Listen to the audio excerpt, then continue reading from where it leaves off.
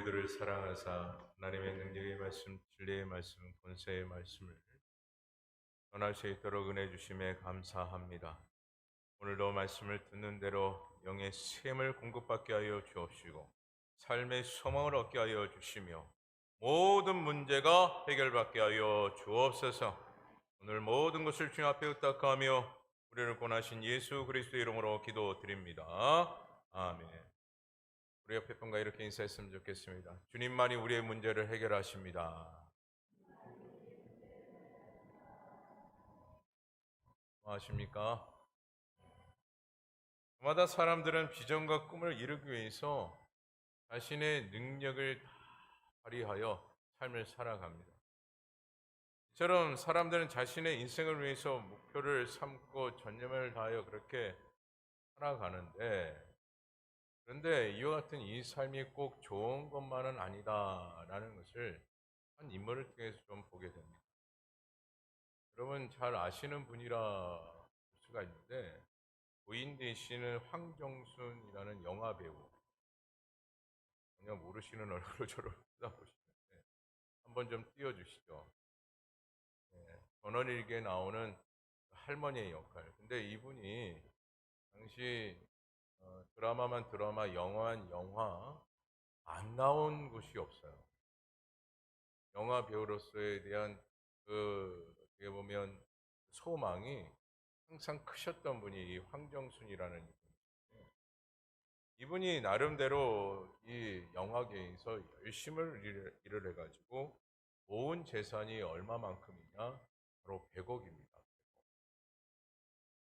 별로 큰 돈이라고 생각 안 하시는지 물론 놀라지는 않으시는데, 여러분 당시 100억이라는 돈이 어마어마했어요. 이렇게 100억을 모으고 나름대로 본인의 목표의 삶을 살았다라고 그렇게 생각을 하셨는데, 근데 이분이 죽기 전에 자녀들에게 이런 유서를 남기게 됩니다. 그 유서의 내용은 이래요. 지금까지 너희들을 위해서 뒷바라지를 했는데 고작 1년에 한두 번 식사하는 것밖에 없구나. 내 인생이 참으로 허무하다. 라고 그렇게 고백을 하죠. 나름대로 100억이라는 재산을 모으기 위해서 힘을 다했는데 마지막 인생의 끝자락에 유언을 남기는 그 순간에는 솔로몬과 같이 허무하다 라는 고백을 하셨던 분이 이 황정순이라는 분이죠. 그녀는 100억이라는 재산을 모았기 때문에 인생의 목표를 어느 정도 이루었다라고 그렇게 고백했던 분이었어요. 그런데 그 목표를 이루었지만 그의 마지막은 무엇만 남게 되었습니까? 허무함만 남게 되었다라는 것이죠. 그리고 여러분, 없는 자가 허무함이 없느냐? 그렇지 않습니다. 없는 자도 자신의 삶에 나는 왜 이렇게 살 수밖에 없을까라는 한탄을 하며 허무감 속에 살아가는 분들이 많아요. 이 세상은요, 결국 소유를 하거나 그렇지 않는 그 모든 인생이 다 무엇이 없음을 이야기하고 있는 것입니까? 만족이 없음을 이야기하고 있는 거예요. 나름대로 본인들이 목표를 가지고 살아가지만 거기에 따른 그 만족이 없다라는 것이죠. 많은 것을 얻어도 허무하고 그렇지 않아도 허무한 것이 오늘날 이 세상이라는 거예요. 결국 못 가져도 허무하고 가져도 허무한 세상이 이 세상이라는 거예요. 그런데 주님은 이렇게 허무한 세상 가운데 허무하지 않는 세상이 무엇인지를 분명하게 보여주셨는데 그곳이 어디입니까? 바로 천국. 여러분 이것을 믿으십니까? 오늘 우리가 예수를 믿고 또한 천국을 소망하는 자가 되었다면 남들은 다 인생의 허무함을 느낄 줄 모르나 우리는 어떤 인생으로 살아가야 한다라는 것이에요. 이것을 믿는다면 가장 행복한 인생으로 살아가는 자가 되어져야 하고, 그러니까 내 인생은 축복된 인생임을 고백하는 자가 되어져야 한다라는 거예요. 이것을 믿는다면. 그러니까 예수님께서 이 땅 가운데 오신 목적이 뭡니까? 구원의 목적과 더불어 인간들의 그 회복을 위해서 친히 오신 분이 예수님이십니다. 그래서 오늘 본문에서도 보게 되면 지금 예수님은 사마리아 여인을 만나게 됩니다. 이 만남 통해서 보여주시는 사건이 있는데 그것은 그 여인의 삶의 실망과 좌절 가운데 진정한 삶이 무엇인가를 지금 예수님께서 이 여인에게 가르치고 있다라는 것이죠. 그래서 오늘 우리도 허무한 인생으로 살아갈 수밖에 없는 이 세상을 우리가 살고 있지만 우리는 천국의 소망에 대한 그 믿음이 있기 때문에 그런 존재를 우리가 살고 있기 때문에 재차 우리는 계속해서 오늘 말씀의 근거에 힘입어 우리 자신을 점검하고 또 점검하여 거기에 따른 삶의 숙제를 풀어가야 하고 해답을 찾아야 된다라는 것. 그것을 오늘 본문의 말씀을 통해서 우리에게 말씀하고 있는데요. 그 첫째로 나의 삶에 어떤 문제를 가지고 있느냐는 것에 대한 진단을 우리 스스로가 해야 하고 그 해답을 찾는 자가 되어져야 합니다. 오늘 사건의 결론부터 여러분들에게 말씀을 드린다면 본문의 오늘 사마리아 여인은 목마르지 않는 물을 요구하고 있습니다. 그것을 찾고자 원했어요. 그 이유는 이 여인의 인생은 결국 어떤 인생이었다라는 것이에요. 목마름의 연속이었다라는 것이에요. 늘 배고픔의 인생을 살아왔던 인물이 이 여인이었어요. 그리고 늘 그의 생활권을 보게 되면 염려와 근심과 더불어 걱정이 많았던 여인이었음을 이 한마디를 통해서 우리는 보게 되는 것이죠. 그뿐만 아니라 오늘 사마리아 여인은 열심히 살아도 만족하지 못했던 인생이었다라는 것을 보게 되는 것이고 늘 살아도 그 어떤 일에 있어서 불평 불만만 가득 찼던 인생이 바로 이 사마리아 여인의 인생이었다라는 것을 보게 되는 겁니다. 여러분 그렇지 않습니까? 자녀들을 열심히 나름대로 힘을 다해서 키우고 또 키우지만 많은 분들이 그렇게 얘기하시더라고요. 기쁨과 감사보다는 후회가 더 크더라고요. 그것이 부모들의 고백이에요. 그 기준을 봤을 때 100이라는 그 숫자를 봤을 때 후회에 대한 그 부분이 더 크대요. 자녀를 키우면서. 그것이 부모들의 진실한 고백일까.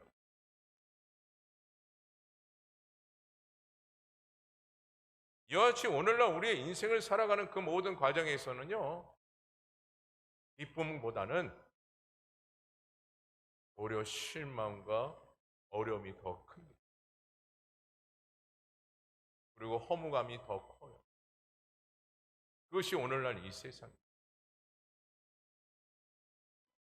그리고 또 많은 분들이 이 세상 가운데 자신의 인생의 그 의미를 찾는 분들이 그리 많지 않아요. 내가 오늘도 왜 살아야 하는가에 대한 그 부분에 해답을 찾지 못한 채 살아가시는 분들이 많고 오늘도 내가 왜 일을 해야지? 라고 하면서 살아가는 사람들도 많아요. 또한 심지어 내가 왜 밥을 먹어야 하는가에 대한 그 의미를 찾지 못한 채 그냥 살아가시는 분들이 많아요. 단지 하나의 해답을 찾는다면 살기 위해서 먹는 거고 살기 위해서 일을 하는 거고 살기 위해서 내가 이렇게 살아가는 거.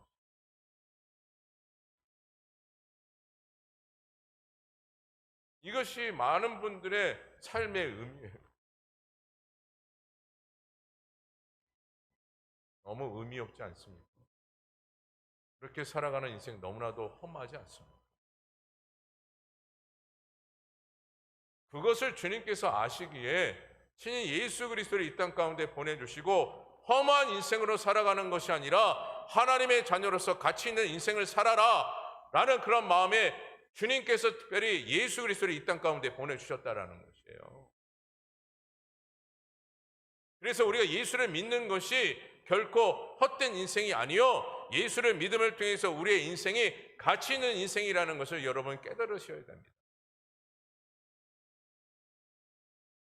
그래서 오늘 우리가 하나님의 자녀로서 그냥 살아가는 것이 아니라 열심을 다하여 살아갈 이유가 바로 여기 있는 거예요. 여러분, 자녀들에게 왜 용돈을 줍니까? 의무기 때문에요? 그래도 그 돈 가지고 사람 노릇하라고 어디 가서 굶주리지 말라. 나름대로 부모가 힘을 다해서 돈을 벌어서 자녀들에게 용돈을 주는 것 아니겠어요? 사람 구실을 하라고. 그런데 그 자녀는 그 돈을 허망하게 사용하고 쓸데없는 것에 사용하고 또한 자신의 인생을 의미 없게 살아간다고 한번 생각해 보세요. 오늘 주님의 마음도 동일합니다. 우리에게 엄청난 축복과 은혜를 계속해서 공급해 주신 그 은혜, 그것은 무엇입니까? 하나님의 자녀답게 좀 살아봐라. 하나님의 자녀다운 삶을 살아야 한다. 그러기 때문에 하나님께서 우리에게 계속해서 은혜와 축복을 공급해 주시는 것 아니겠어요? 오늘 이것을 우리가 깨달아야 한다는 것이에요. 그것을 또한 오늘 예수님께서 오늘 사마리아 이 여인을 통해서 말씀하고 있는 것이에요. 오늘 이 사마리아 여인은 누구를 만났습니까? 예수님을 만났습니다.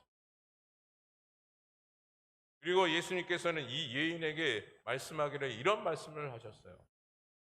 그 말씀은 오늘 본장 13절에서 14절 말씀인데 우리 13절과 14절 말씀 함께 읽어보도록 하겠습니다. 시작. 예수께서 대답하여 이르시되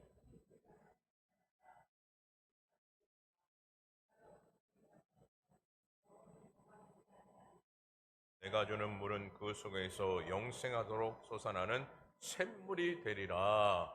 아멘.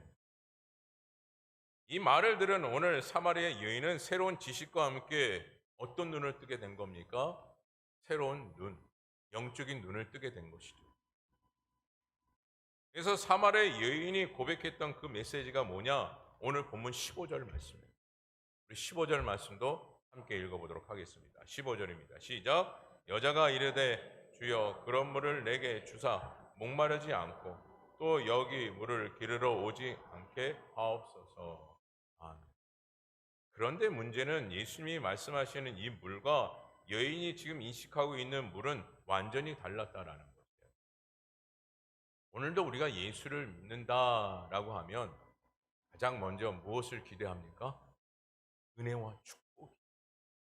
은혜와 축복 받는 것에 무엇을 생각하십니까? 라고 이렇게 질문을 하면 모두가 한결같이 이야기하는 게 가정의 평안함, 삶의 윤택함, 그리고 좀 잘 되기를 바라는 마음, 그것을 이야기해요. 물론 이런 것들이 틀린 것은 아닙니다. 그러나 주님께서 지금 우리에게 공급해 주시는 그 축복은 무엇이에요? 우리의 삶의 그 축복을 우선으로 두는 것이 아니라 오늘 사마리아 여인에게 말씀하셨던 이 말씀처럼 주님께서 주시는 이 축복은 땅의 것이 아니라 하늘의 것이라는 거예요. 하나님께서 우리에게 최대 축복을 주시는 것은 이 땅 가운데 누리도록 주시는 그 축복에 중요점을 두시는 것이 아니라 하늘의 것의 그 축복을 하나님께서 늘 우리에게 말씀하시고 말씀하시는 그 말씀이라는 거예요. 그래서 오늘 주님께서 사마리아 여인에게 목마르지 않는 물을 주겠다라는 것은 결국 무엇을 지금 뜻하고 있는 것이에요? 하늘의 것이죠. 하늘의. 그러나 오늘 사마리아 여인은 무엇을 계속해서 요구하고 있습니까? 땅의 것, 땅의 것. 이것을 요구했던 인물이 사마리아 여인. 이것은 결국 지금 자신에게 정작 필요한 것이 무엇인지를 알지 못하고 있다는 것을 보게 되는 것이죠. 그런데 이때 주님께서 주제를 물에서 남편으로 바꾸십니다. 그래서 주님께서 오늘 본문 18절을 통해서 오늘 사마리아 여인에게 말씀하고 있는데 우리 본문 18절 말씀 다 같이 한번 읽어봅니다. 시작.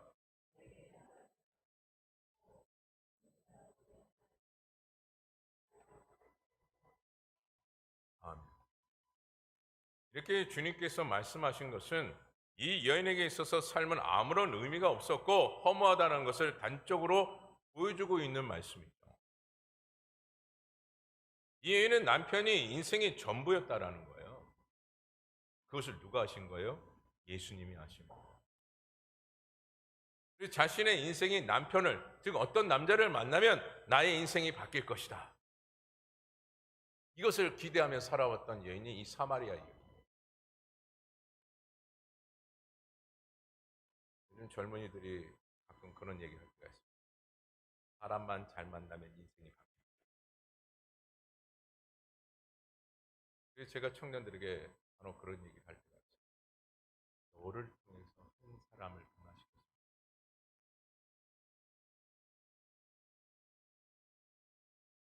여러분, 그 같은 그 인생이 더 멋진 인생 아니겠어요? 빌어먹는 인생이 아니라 오히려 한 사람을 양육시키고 가르치고 변화시키는 인생, 그것이 더 멋진 인생이 아닙니다. 하지만 이 사마리아 여인은 그저 빌어먹는 인생이었어요. 누구 한 사람 만나갖고 인생이 바뀌기를 원하는 인생, 그것이 사마리아 여인의 인생이었습니다. 하지만 지금 사마리아 여인을 보십시오. 그렇게 이 남자 저 남자 찾아보고 또 찾아보고 그렇게 결혼하고 결혼을 했지만 인생이 바뀌었습니까? 그 여인이 비로소 인생의 행복을 찾았다라는 것인가요? 그렇지 않죠. 이것을 또한 누가 하신 겁니까? 주님께서 하셨어요. 예수님께서 하셨다라는 거예요. 이와 같이 자신의 이 마음을 아셨던 예수님의 그 모습을 보고 오늘 본문 19절에 이 사마리아 여인이 이렇게 고백을 합니다. 우리 19절 말씀 함께 읽어봅니다. 시작. 우리 본장 29절의 말씀도 이 여인이 이렇게 고백을 하는데요. 본장 29절 말씀도 함께 읽어보도록 하겠습니다. 시작.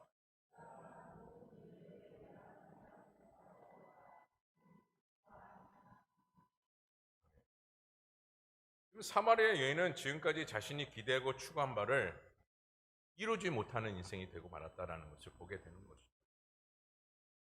늘 의미 없는 인생으로 살아왔던 인생이었습니다.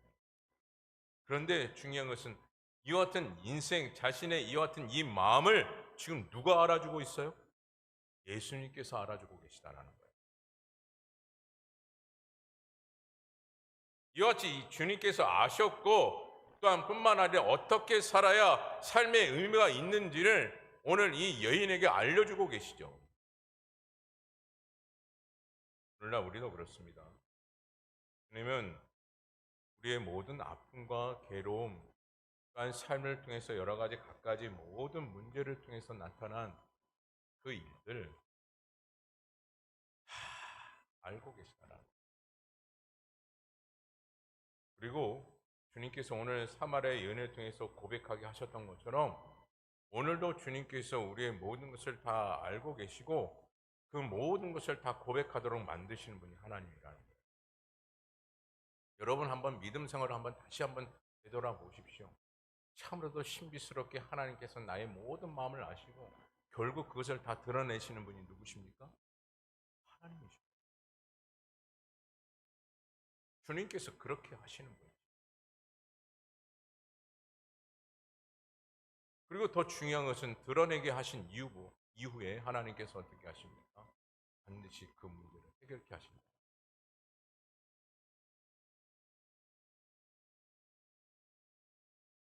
또한 진정한 우리에게 필요한 것이 무엇인지를 주님께서는 어떻게 하십니까? 알고 계시는 하나님이죠. 또한 우리가 치유받아야 할 그 상처가 무엇인지를 다 알고 계시는 분이 주님이십니다. 그러기에 우리의 삶의 문제는 주님께서 친히 간섭해 주시고 또한 그 모든 문제 하나하나에 함께 하셨을 때 비로소 해결되어짐을 믿고 의지하며 그분의 그 뜻대로 살기를 오늘도 다짐하고 고백해야 할 이유가 여기 있는 거예요. 여러분 소망하십니까? 그러므로 오늘 저와 여러분들에게 꼭 어떠한 문제로 인해서 여러분 고민되고 있는 것이 있다면 그 모든 문제를 하나님께서 이미 알고 계시면 여러분 잊지 마십시오. 그리고 마치 알고 계시는 그 주님이라는 것을 여러분이 확신한다면 이제는 지체하지 아니하고 그 모든 문제, 그 모든 괴로움과 아픔과 슬픔들을 이제는 드러내세요. 주님께서 드러내도록 여러분 기다리는 것이 아니라 이제는 드러내세요. 여러분이 직접 드러내는 그 순간부터 하나님께서 그 모든 문제를 다 해결해 주실 줄 믿습니다. 둘째로 나의 신앙에 어떤 문제를 가지고 있느냐는 것에 우리는 스스로 진단해야 하고 그 해답을 찾아야 합니다. 오늘 사마리아 여인은 예수님이 선지자라는 것을 알았습니다.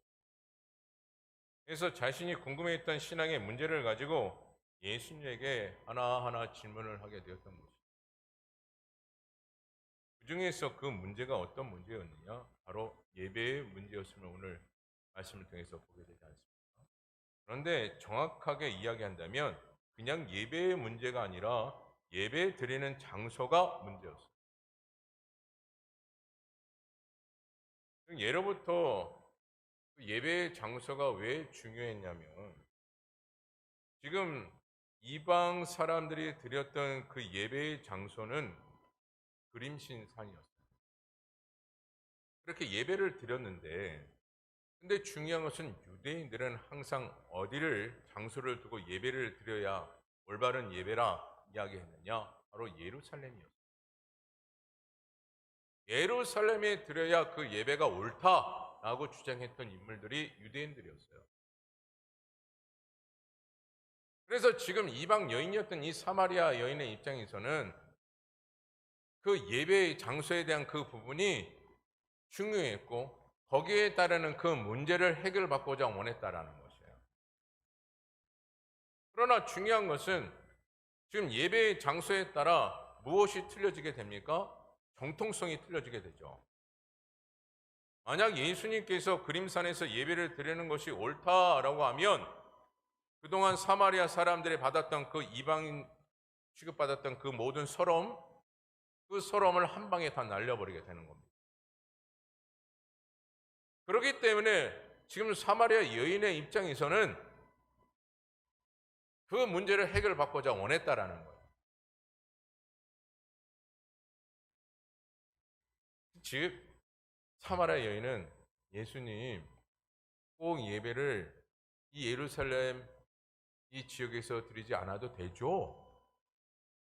요거를 확인받고자만 했다라는 거예요. 그림산에 드려도 예배 아닙니까? 요거를 인정받고자만 했다라는 거예요. 그러나 지금 주님은 무엇을 지금 말씀하고 있습니까? 사마리아 여인이 얘기하고 있는 장소의 문제에 대한 해답을 주시는 것이 아니라 예배를 어떻게 예배를 드리고 있느냐 그것을 지금 말씀하고 있다는 거예요.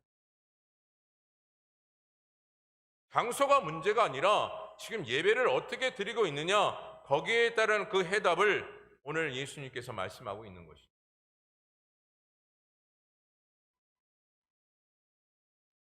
결국 이런 겁니다. 우리가 쉬운 예로 하나님께서 오늘날 우리의 모든 생활권을 윤택하게 하시기 위하여 우리가 일터를 하나님의 손길로 공급받는 것 아니겠습니까?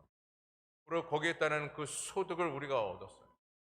그러면 그 소득에 따라서 우리가 하나님의 자녀답게 아름답게 살기 위해 관리를 잘하고 거기에 따라서 우리가 삶을 살아가는데 어려움이 없도록 또한 하나하나 우리가 계획을 잘 해나가는 것이 오늘 우리의 의무예요. 그런데 그것을 전혀 하지 아니한 채 삶을 살아가게 되면 그 삶의 모든 방향성이 다 틀어지게 되고 또한 앞으로의 그 미래가 걱정이 될 수밖에 없는 거예요.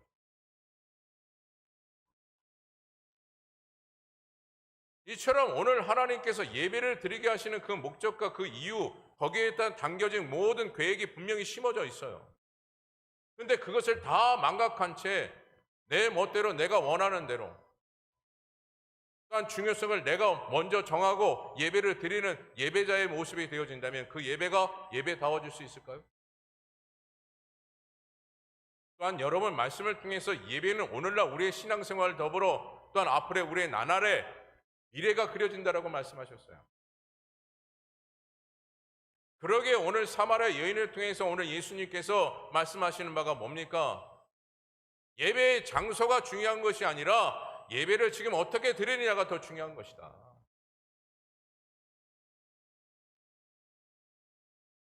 그것을 지금 말씀하고 있고 그 문제가 해결되기를 원하셨다라는 것이죠.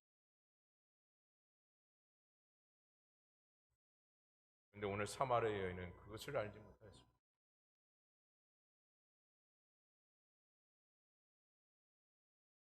그저 사마리아 여인은 장소가 문제. 그래서 예수님께서 오늘 본문 22절에 이렇게 말씀을 하십니다. 우리 본문 22절 말씀 같이 함께 읽어보도록 하겠습니다. 시작. 그것을 예배하고 우리는 아는 것을 예배하노니 이는 구원이 유대인에게서 나리라. 이 말씀은 예배의 대상을 알고 예배를 드리는 것이 중요한 문제임을 주님께서 명확하게 말씀하고 있는 거예요. 만약 오늘도 우리가 예배를 드리는 이 예배 현장 가운데 예배의 대상을 제대로 알지 못하고 예배를 드린다면 그것은 예배의 대상 즉 주님 앞에 드리는 예배가 아니라 누구를 위한 예배가 되고 맙니까? 나 자신을 위한 예배가 되고 맙니다. 그것을 지금 오늘 본문 22절의 말씀을 통하여 사마리아 여인에게 말씀하고 있는 겁니다. 여러분 쉬운 예로 이런 거예요. 여러분 결혼식을 다 가시지 않습니까? 결혼식을 가게 되는데 신랑 신부에 대한 관심을 두고 가셔야 되는 게 맞잖아요. 근데 신랑 신부에 대한 관심이 전혀 없습니다. 그러면 최소한 어떻게 결혼식을 하는가에도 관심을 좀 가졌는데 전혀 관심이 없어요. 그러면 결혼식을 가는 이유가 뭡니까?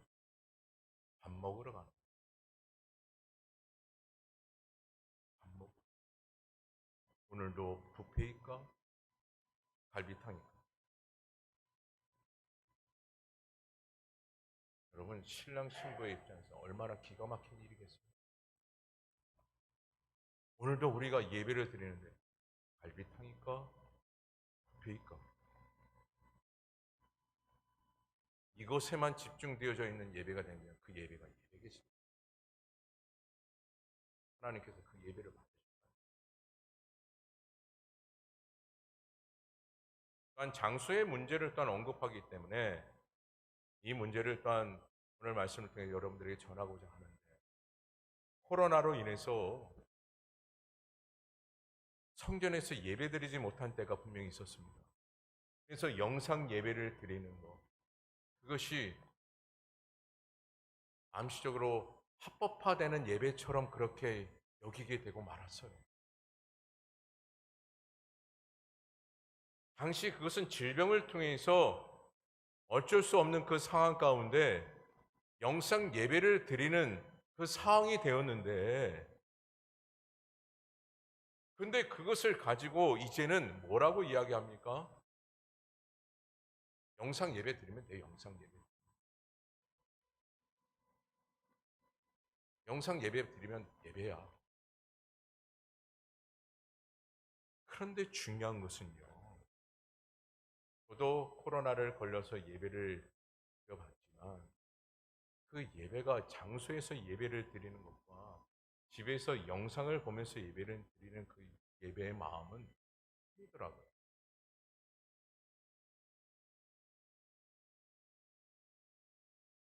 예배가 달라요. 그래요. 충분히 영상 예배를 통해서 예배다울 수 있습니다. 어찌 보면 그 장소가 더 예배다운 예배가 될 수가 있습니다. 하지만 중요한 것은 그 예배 현장 속에 정말 어떤 예배를 드리고 있느냐, 나 자신을 위한 예배가 되고 있다면 그 예배는 예배가 아니지 않습니까? 그저 영상 예배를 드림을 통해서 나의 편애를 위한다면 그것이 하나님 앞에 드려지는 예배가 되겠느냐라는 거예요. 그것은 예배가 될 수가 없다고 저는 자신있게 말씀을 드리고 싶습니다. 왜요? 전적인 나의 편애를 위한 예배이기 때문에. 내가 주의 전에 나올 수 있음에도 불구하고 예배를 주의 전에 나오지 못한 채 예배를 드리고 있다면 그 예배는 합당한 예배가 아니고 자신을 위한 예배가 될 수밖에 없다.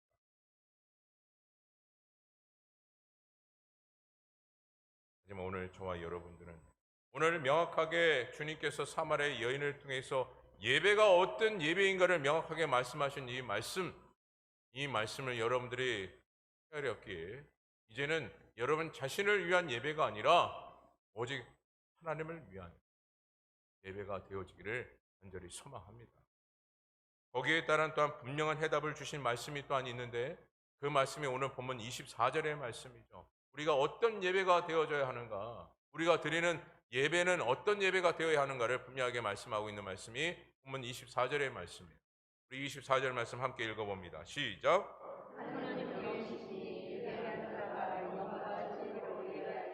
아멘. 오늘 사마리아 여인은 주님의 대답에 자신이 고민했던 그 모든 예배에 대한 문제와 신앙의 문제를 다 해결받게 돼요. 이 말씀을 통해. 그래서 오늘 우리도 고백을 해야 합니다. 어떤 고백이 되어져야 할까요? 예배를 그냥 드리는 자가 아니라 제대로 알고 예배를 드리는 자가 되게 하옵소서.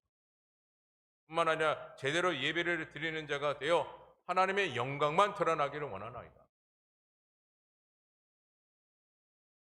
이런 고백이 오늘 저와 여러분들의 고백이 되어지기를 간절히 소망합니다.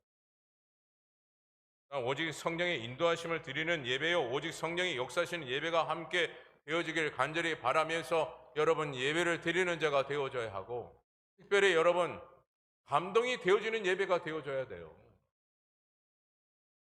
어떤 분들이 그렇게 얘기하더라고요. 감동이 되어지는 예배가 되어야 됩니다 라고 했더니 목사님이 설교를 통해서 감동을 주셔야죠. 참 제가 그 말 듣고 기가 막혔습니다. 여기서 감동의 메시지라는 게 뭡니까? 하나님께서 예배를 드릴 수 있도록 예배 자리에 설 수 있는 은혜를 주신 것에 감동을 가져야죠. 그러니까 내가 하나님의 백성으로서 하나님을 바라보며 하나님의 뜻에 맞춰 살아갈 수 있도록 예배자로 설 수 있다는 것 자체가 은혜요 축복임을 받아들이며 감동을 받는 현장이 되어져야 되는데 어떠한 조건만 따지고 있는 예배의 현장이 되고 있다는 것.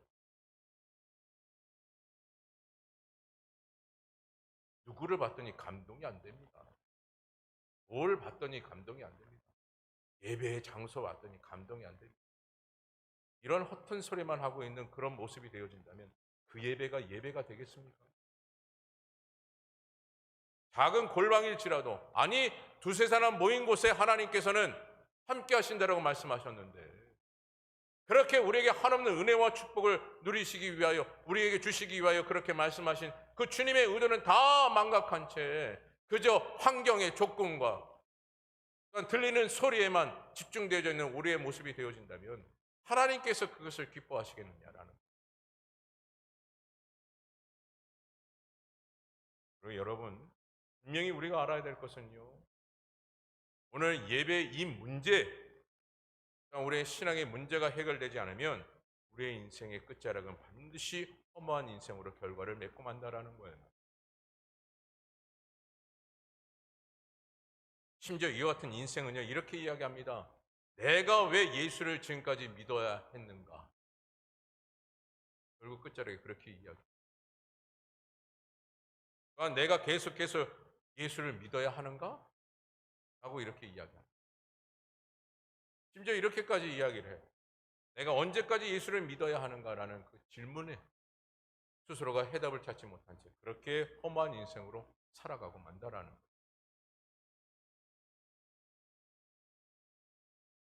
하지만 오늘 저와 여러분들에게는 예배를 바르게 알고 오늘 예수님께서 사마리아 여인에게 말씀하셨던 이 말씀대로 예배를 제대로 드리는 자가 되어 예배의 성공자여 예배의 승리자가 다 되어지기를 간절히 바랍니다. 마지막 셋째로 우리는 문제 해결 후의 삶이 매우 중요해요. 사마리아 여인은 목마르지 않을 수 있는 물을 지금 원했음을 보았습니다. 그랬더니 예수님께서 이 사마리아 여인의 생활적인 문제를 다 드러내심을 우리가 말씀을 통해서 보았고요. 뿐만 아니라 신앙의 문제까지 다 해결해 주셨음을 보았습니다. 그리고 사마리아 여인은 예수님이 누군가를 비로소 알게 되었는데 중요한 것은 어렴풋이 알았다라는 것. 그것을 특별히 본장 29절의 말씀을 통해서 보게 되는데요. 우리 본장 29절 다시 한번 읽어보도록 하겠습니다. 시작. 내가 모든 일을 내게 말한 사람을 와서 보라. 이는 그리스도가 아니냐 하니. 오늘 말씀대로 보면 사마리아 여인이 예수님을 향하여 그리스도인입니다. 그리스도입니다라고 그렇게 고백하는 것 같이 보이지만 그렇지 않습니다. 이 말씀은요. 자신의 속사정을 잘 알고 말할 정도라면 그리스도가 아니겠느냐라는 거예요. 이것이 바로 본장 29절의 말씀. 나의 속사정을 알 정도라면 그리스도가 아니겠느냐라는 것입니다. 그런데 이와 같은 이 여인을 통해서 우리가 크게 본을 받을 수 있는 것이 무엇이냐면 자신의 물동이를 버려두고 이 사마리아 여인은 사람들에게 예수님의 존재를 알리기 위해서 달려갔다라는 거예요. 그리고 수많은 사람들에게 말을 했어요. 예수님에 대한 그 존재.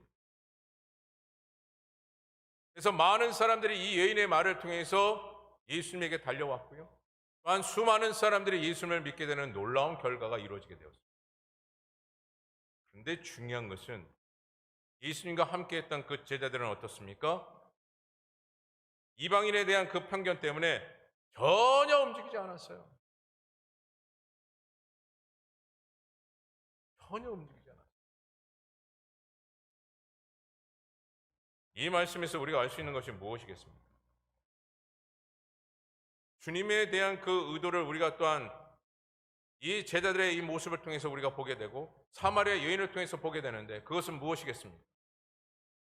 예수 그리스도를 믿었던 그분이 나의 주인임을 믿었던 사람들이 바로 제자들이었어요. 하지만 오늘 사마리아는 어렴풋이 예수님을 알았습니다.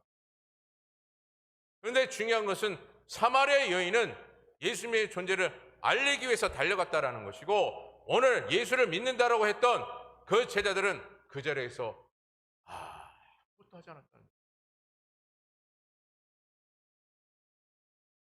여기서 우리가 알 수 있는 것이 무엇이겠습니까?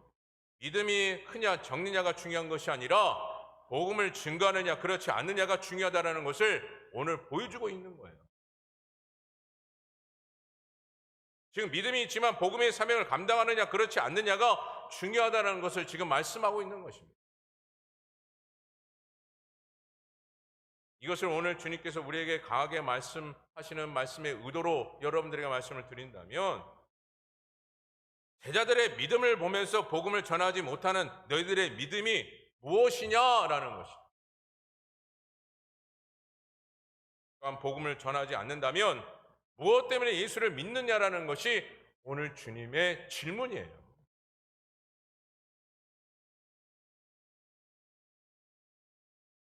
어렴풋이 알고 있는 이 사마리아 여인도 그렇게 전하고 있건만 너희들은 뭐냐? 이것을 지금 말씀하고 있는 거예요. 말씀을 마칩니다. 오늘 여러분들은 왜 예수님을 믿으십니까? 무엇 때문에 예수님을 여러분 믿으십니까? 무엇 때문에? 오늘 저와 여러분들은 오늘 사마리아 여인처럼 신앙의 문제와 생활의 문제로 고민이 되었던 그 모든 고민의 문제들이 해결받았다면, 아니 해답을 얻었다면 이제는 예수 믿는 것, 예수 믿음의 그 생활이 복음을 증거하는, 즉 주님을 증거하는 삶이 되어져야 한다라는 것을 재차 여러분 스스로가 고백하고 이는 저와 여러분 모두가 복음의 증거자의 삶이 되어지기를 간절히 주님의 이름으로 축원합니다.